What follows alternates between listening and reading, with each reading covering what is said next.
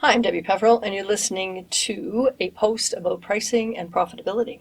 So today I'm talking about covering overhead. So overhead are costs that are not directly traceable to a particular job. So typical things that end up in overhead are rent, insurance, loan payments, depreciation, interest on loans, this type of thing. So if you take a look at your income statement and you sell a product, you're going to see that you have sales less a cost of sales, and that cost of sales is the direct cost of that job or those products that you sell. All the other expenses that come after on your income statement are what we would call overhead. So let me tell you a little bit about Owen. Owen is a person who quotes on jobs. He's a tradesperson, and what he figures out is he takes a look at how long a job would take. He measures so that he knows how much material he needs, costs that out, and he might add a little bit on for a little bit of a markup on the material. So Owen goes through his year thinking that he's making money because he's got that little markup on his materials. So come the end of the year, and Owen's accountant shows him his income statement, and he didn't make any money. Well, he made sales, and he covered some of his costs, but at the end of the day, he has a loss. So Owen's accountant wants to talk to him about overhead and how he's going to figure out a way to make sure that he makes enough money on each job that he covers his overhead for the year. So the plan is to take all the overhead and add it up. So you add up the rent, you add up the loan payment, you add up the insurance, you get the idea, come to a big total. How much is it? Well, whatever that total is, you're going to take that total and you're going to divide it by the number of weeks in the year. So if you had, $21,000 of overhead and there's 48 weeks in the year, I'll come back to that, then you want to be adding about $500 to a job that takes a week.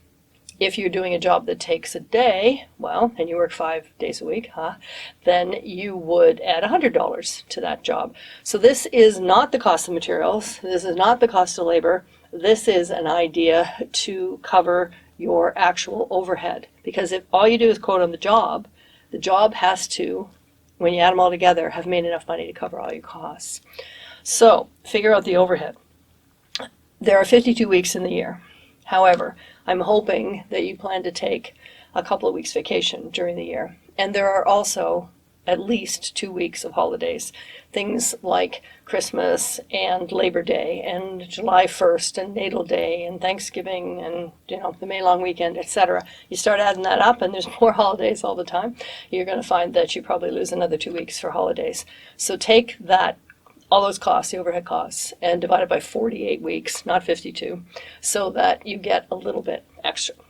So Owen didn't really like that idea. He thought that that would be a little more cumbersome for him to deal with.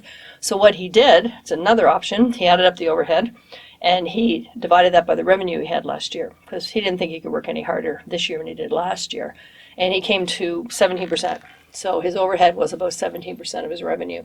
So he decided with his accountant that he was going to add 18% to every job. So he does the labor, he does the materials, figures out the costs, and then he bumps it up by 18%. And, if you've been listening to some of these posts on profitability, possibly he could get more than 18%. But he thought that would be easier than trying to cover a weekly amount. And, that can work. So no matter how you decide to do it, if you've got overhead and you're quoting by the job, then you need to have a way of covering that overhead. If you're charging by the hour, like we do in our business, then the hourly rate has to cover salaries, etc., plus enough to make the overhead. Okay? So, parting shot, if you've got overhead, you need to figure out how you're going to cover it every year.